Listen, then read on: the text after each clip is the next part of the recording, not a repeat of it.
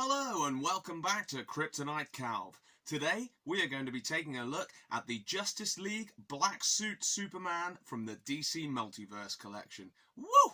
Let's get started!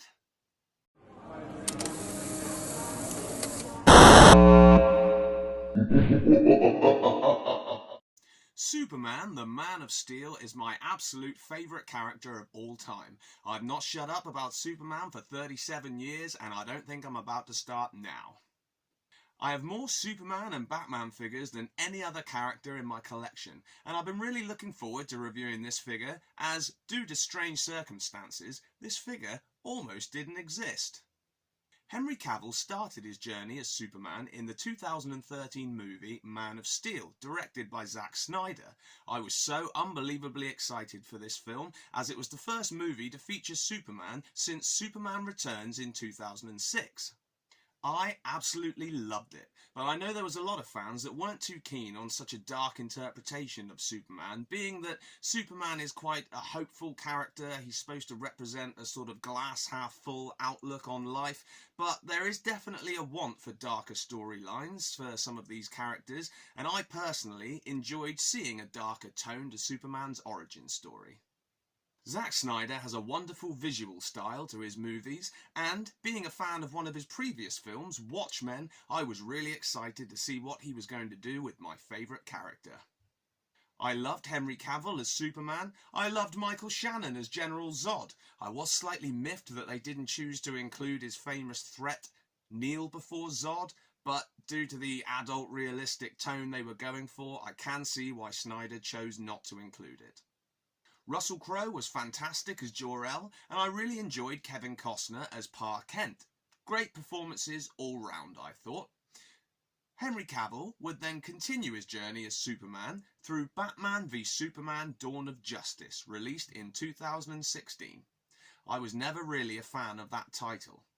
I would have preferred if they'd have just removed the Batman v Superman part and just called it Dawn of Justice. I can see why they chose to go with the title that they did, as it probably would appeal to more moviegoers as a sort of popcorn summer blockbuster flick, drawing in more of an audience than just the superhero crowd. I would have even been happy if they'd have just called it Man of Steel 2. That does sound a little bit better in my opinion than Batman v Superman. I mean, Batman vs Superman would have even been better than Batman v Superman, but it is what it is. I'm not going to complain too much. Even though I enjoyed Batman v Superman, I didn't like it quite as much as Man of Steel. I thought Ben Affleck did a really decent job of portraying Batman, and it was rather uncanny that his Bruce Wayne did look almost identical to the Bruce Wayne from the Batman animated series that I grew up with. That's a nice touch right there. After Batman v Superman, Warner Brothers decided to try and catch up with the success of the Avengers and hastily jumped straight into a Justice League movie, without giving some of the characters a solo movie like Aquaman or The Flash until after that movie was released. That decision to me is quite literally backwards, but I digress. The Justice League movie, I believe, was originally intended to be a two-part epic, and just after filming had started, Zack Snyder teased a close-up picture of the black Superman suit, and fans like myself just went nuts with excitement. A lot of Superman fans know that the classic black suit was worn after Superman was supposedly killed by Doomsday, but he was actually in a regenerative state.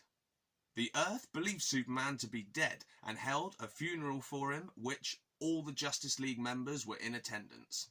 This black suit is known as the Solar Suit or Recovery Suit, and being that Superman draws his superhuman powers from Earth's yellow sun, this solar suit would aid in him being able to absorb more of the sun's energy and recover even faster. Well, unfortunately, due to a devastating family tragedy, Zack Snyder had to leave the production mid-filming, and Warner Brothers decided to bring in Joss Whedon to finish the movie. After all, they had seen the success that Whedon had had bringing the Avengers to the big screen, and they assumed that the movie was in safe hands. This was not the case. The film was then chopped up, re-edited, and released in theatres as a bland shell of what it could have been. almost everything that we had seen in the trailers had been cut out or re-edited, and there was a call for more comedic scenes to be shot to interject into what was quite a dark movie. Then there was what we know as Mustache Gate. Henry Cavill, upon wrapping the filming of the original Justice League, had moved on to filming Mission Impossible Fallout, and he had grown a glorious mustache for the role. But there was an issue.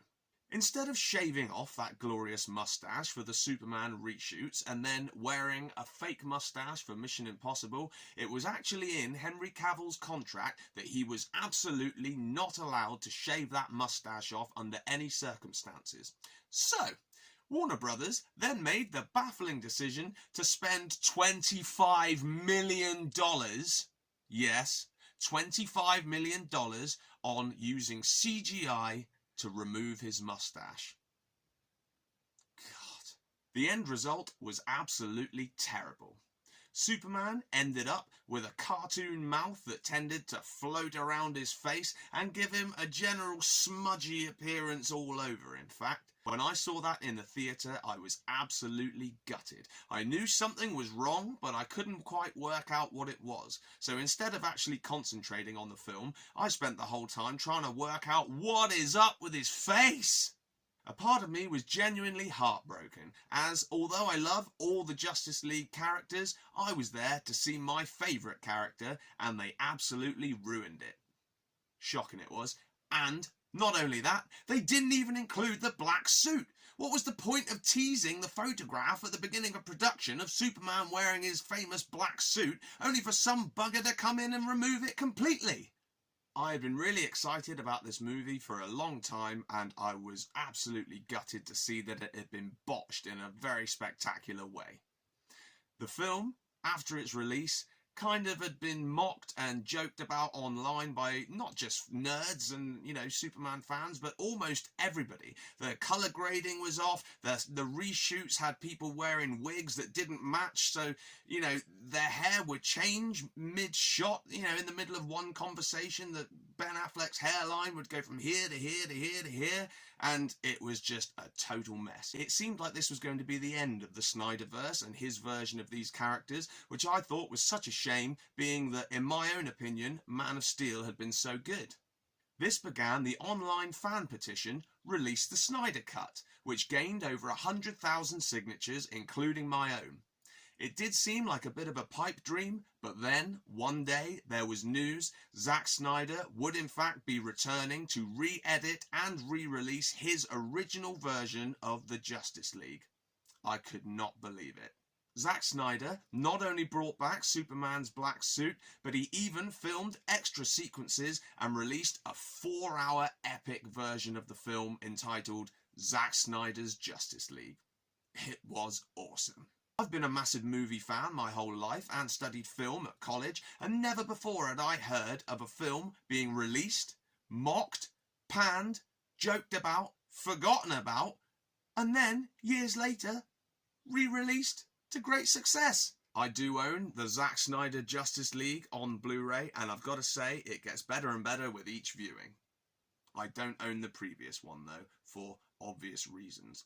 Mustache Gate! Why? Krypton!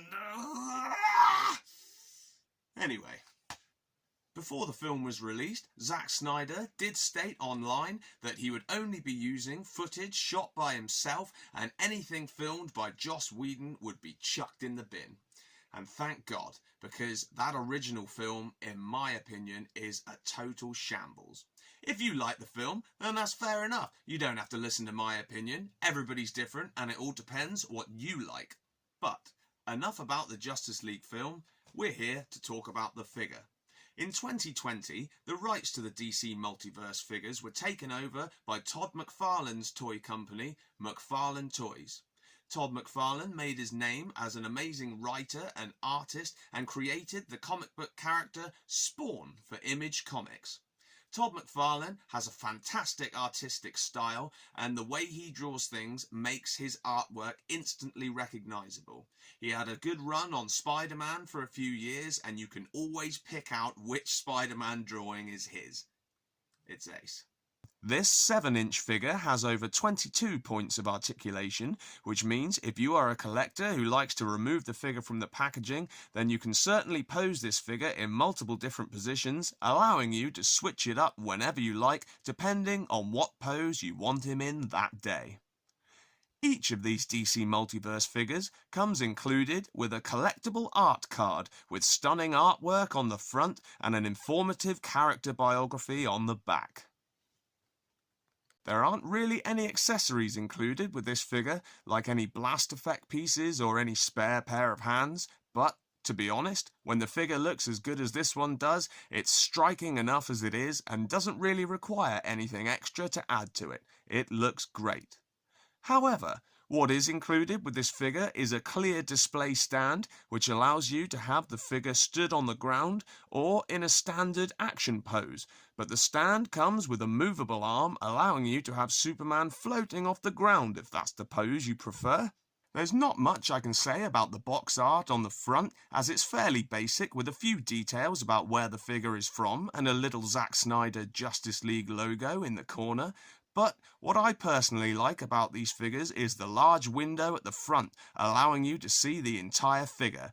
I'm happy to sacrifice some box art if it means I get to see more of the figure without having to remove it from the box. There is information on the side of the box displayed boldly, and if you are someone who likes to line their figures up library book style, then this allows you to identify quickly which figure you are dealing with. On the back is an awesome still of Henry Cavill from the movie, which is a nice touch overall.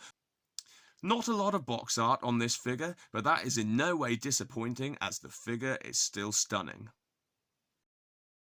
I picked this figure up pretty quick after it's released, as I believe that's the best time to purchase the figure you want, because any time after that, the price has the potential to go up and up and up and up. And upon doing some research earlier online, I have seen that it's going for a lot more of a hefty price than I paid for it. After seeing the movie, I was definitely after this piece for my collection, and if you're a fan of the movie or a fan of Superman in general, I definitely recommend this for your collection. It's pretty sick. Well, that's it from me for today. Thank you very much for tuning in to Kryptonite-Calv. If you enjoyed this video, please slap that like button right in the teeth and subscribe. It would really be great for my channel, and I'm looking forward to getting into a few more of these DC Multiverse figures. They are wicked. Hopefully, I'll see you next time. Go, go, Superman! Go, go, go!